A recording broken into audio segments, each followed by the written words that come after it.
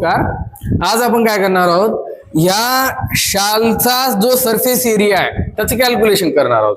तर हे शालचा पहिल्यांदा शेप कसा आहे पाहायचा आपल्याला. तर शालचा शेप कसा आहे, रेक्टँग्युलर आहे. काल आपण पाहिल्या रेक्टँगलचा एरियाचा फॉर्म्युला काय असते, लेंथ इंटू ब्रेड्थ. याचाच अर्थ आपल्याला पहिल्यांदा ही वरची साईड मोजून घ्यायची आहे, म्हणजे ही होईल त्याची लेंथ, आणि खालची साईड मोजून घ्यायची आहे, ही म्हणजे त्याची काय होईल, ब्रेड्थ. तर आपण पहिल्यांदा लेंथ मोजून घेऊया. पहा,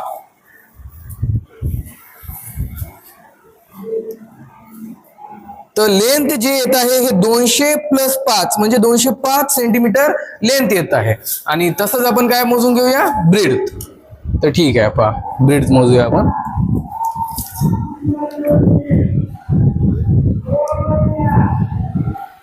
तर ब्रेड्थ येत आहे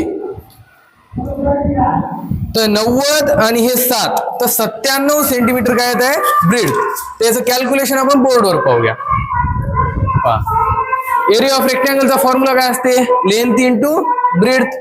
तर लेंथ किती होती आपली, 205 सेंटीमीटर, आणि ब्रेड्थ किती होती, 97 सेंटीमीटर.